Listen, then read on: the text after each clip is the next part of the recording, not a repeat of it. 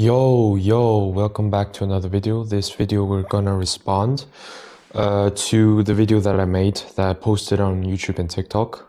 How theism better explains reality than atheism, Christ's intrinsic nature. I have read already the arguments and the opposition point of view of the commentor. We can split a bit of the content that he wrote, and I appreciate a lot that he shared his thoughts.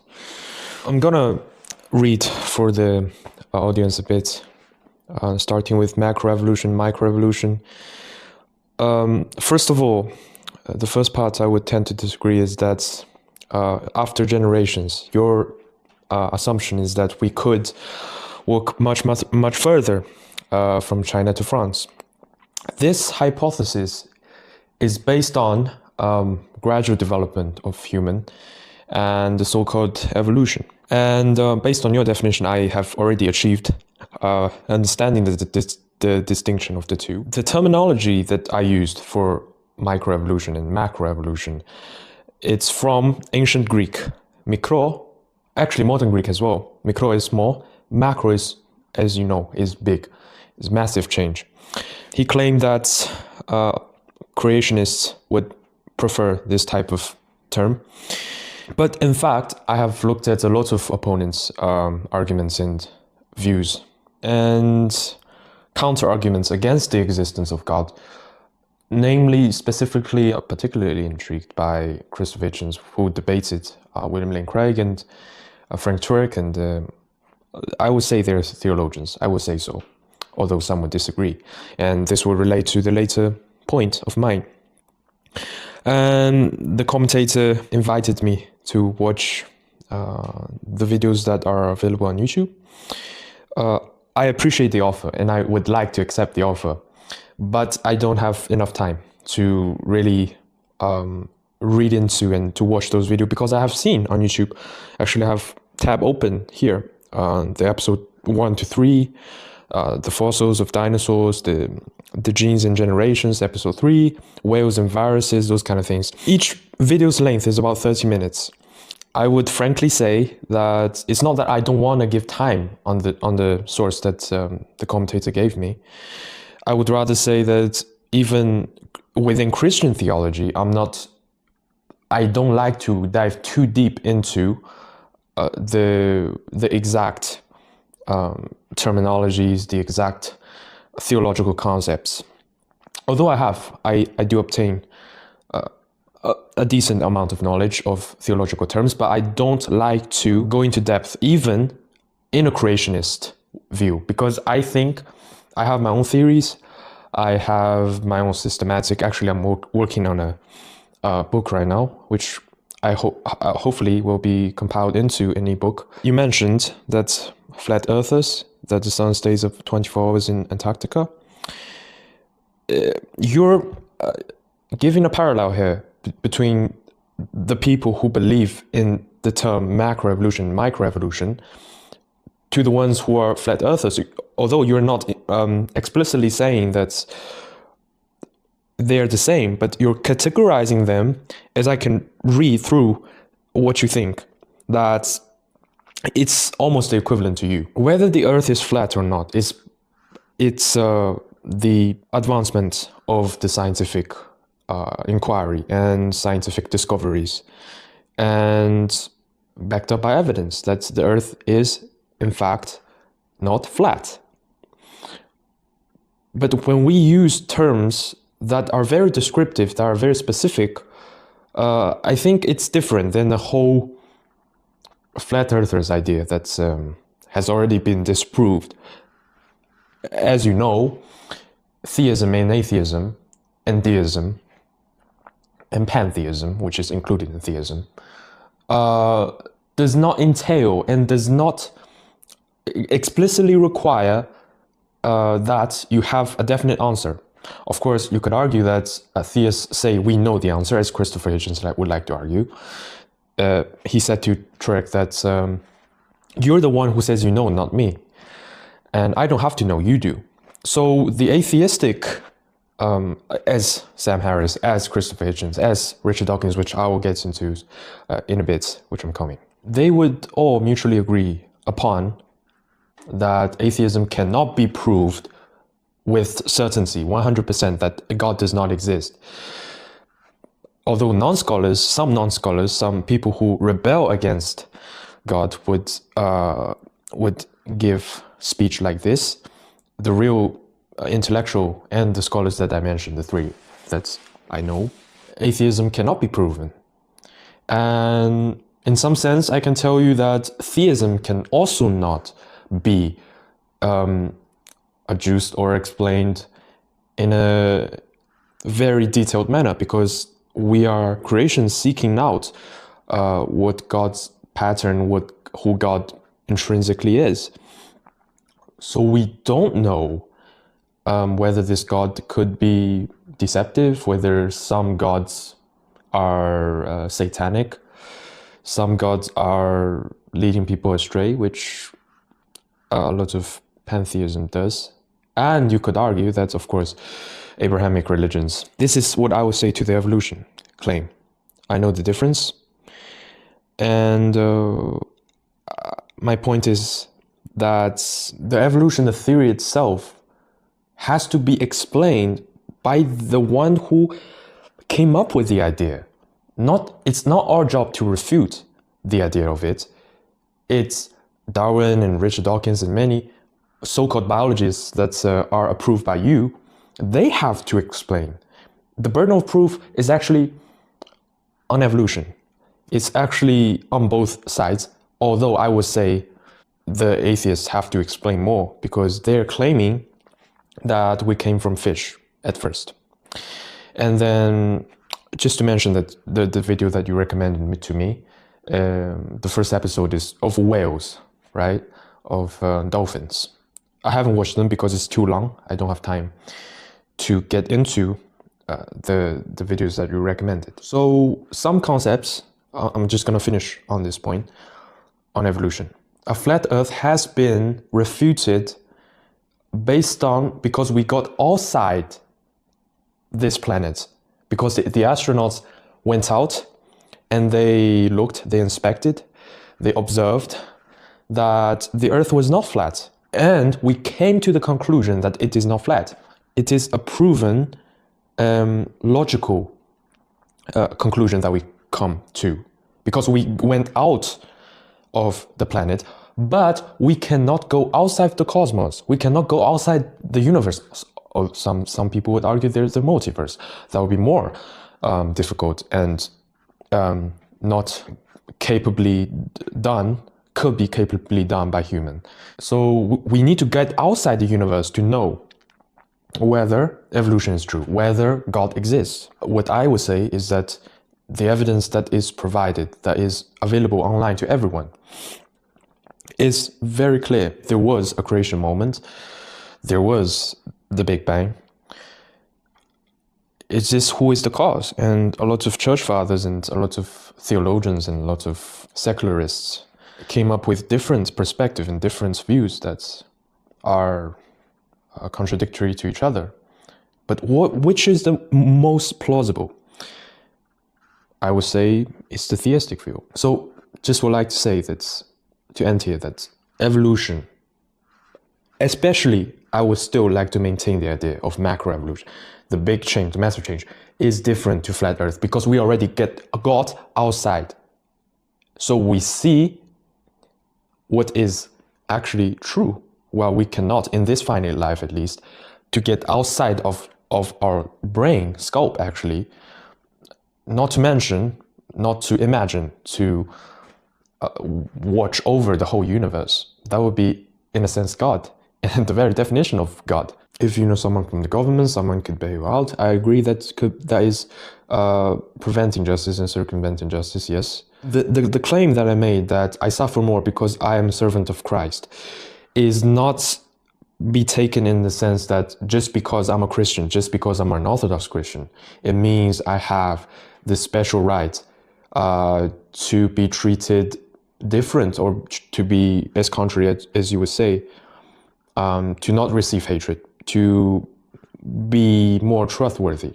And the tale that the commentator said to me, that the landlord refused to renew the contract with her, with the renter, I don't know in English, okay, tenant, I think that's the word, after discovering she wasn't Christian.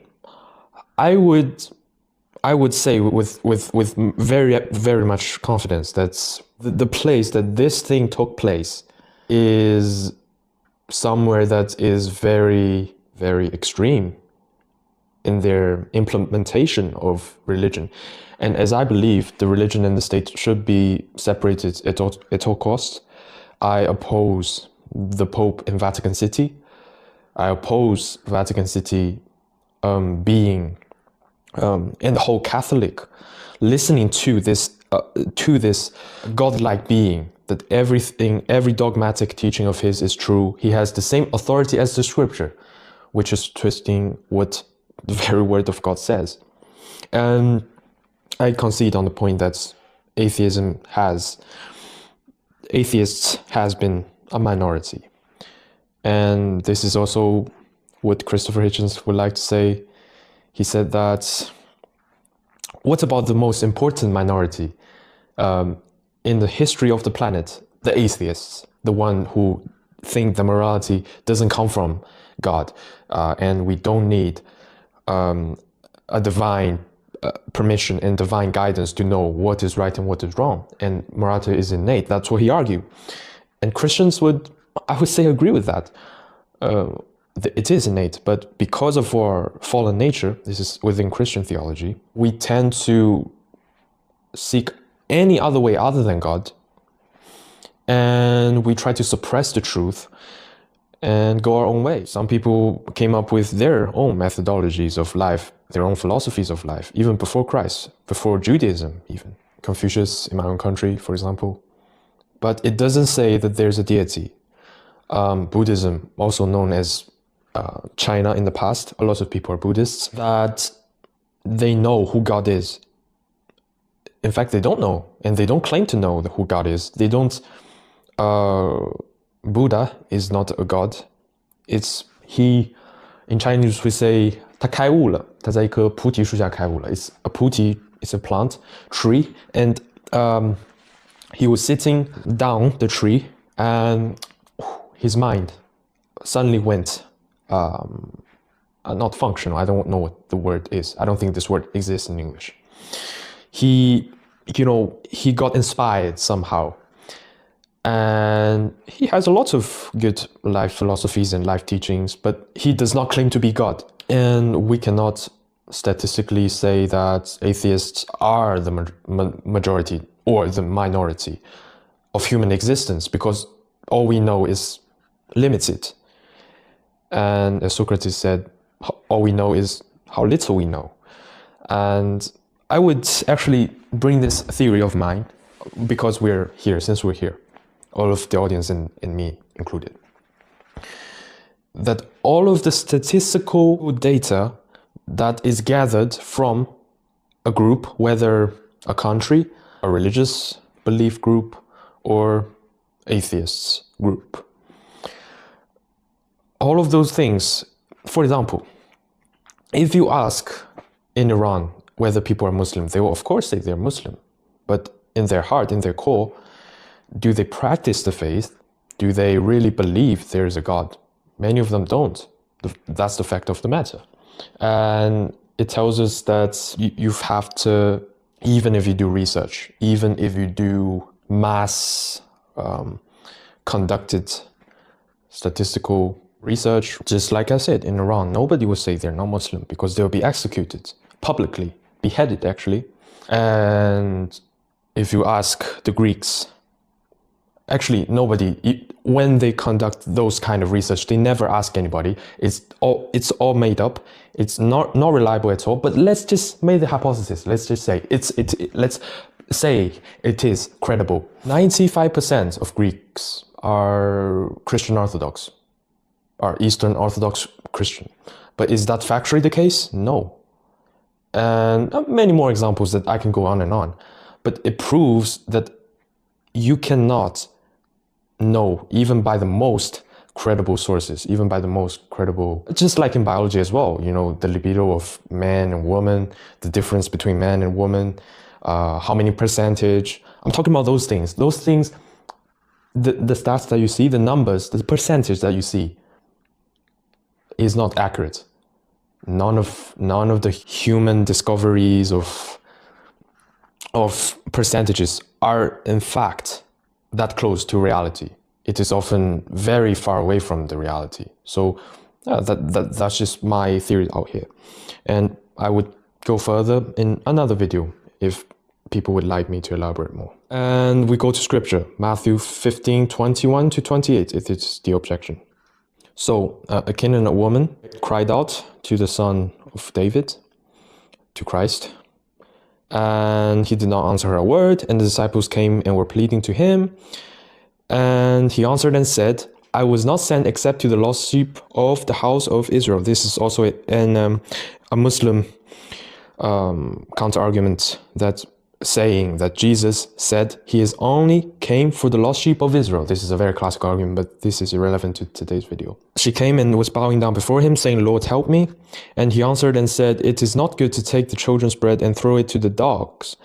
But she said, yes, Lord, but even dogs feed on the crumbs which fall from the master's table. Then Jesus answered and said to her, O woman, your faith is great. It shall be done for you as you wish. And her daughter was healed at once. This and I'll just read the sources now. That's the commentator provided. Mark 7:24 to 30. This time a Greek woman came to Jesus, and he said to her, let the children be satisfied first, for it is not good to take the children's bread and throw it to the dogs. And she, of course, in the same way, submitted to God. Because of this answer, go, the demon has gone out of your daughter. And her child was healed, the demon left. Let's start with Mark 7. If God incarnate came to earth and behaved in such manner to test our faith, this is my point. When the Old Testament God, Yahweh, was testing Abraham's faith by offering Isaac, he was seeing whether he is faithful or not, he is mentally resilient or not. But the most important, of course, is faithful to God or not. In the same way, I would say in those two chapters, of course, by the looks of it, by the readings of it, it is immoral. And now Christians would get angry at me, and you're saying Christ is immoral? No, I'm not saying Christ is immoral. I'm saying the kenosis, that the notion that Christ came as a human being, as with body incarnate, he is perfect and he was sinless. I maintain that idea, although the commentator would say that he is not. And this, in the same way, is a testing of faith. It could be an insult. It could be a metaphor, but in this case, let's say it's an insult to the Canaanite woman and this Greek woman. Does it prove that Jesus was immoral just because of the very two sentences of which he said? No, you have to look at all the scriptural data together to see whether this person's teaching are moral or immoral. And what you conveniently forgot in the same chapter, Mark 7:35. His ears were opened, the impediment of his tongue was removed, and he began to speak plainly. Before that, it was a man who had difficulties, and Jesus healed this man who cannot hear. In Matthew 15:16, it is the parable, it is the story of which Jesus fed thousands. And from breads, God, Christ, I would rather say, Christ himself performed a miracle. And Peter admitted Jesus is the Christ. Matthew 16:24, it says, if anyone wishes to come after me, let him deny himself and take up his cross and follow me. For whoever wishes to save his life will lose it. For whoever loses his life for my sake will find it. For what will profit a man if he gains the whole world and forfeits his soul? Or what will a man give in exchange for his soul? For the Son of Man is going to come in the glory of his Father with his angels, and will then repay each one according to their deeds.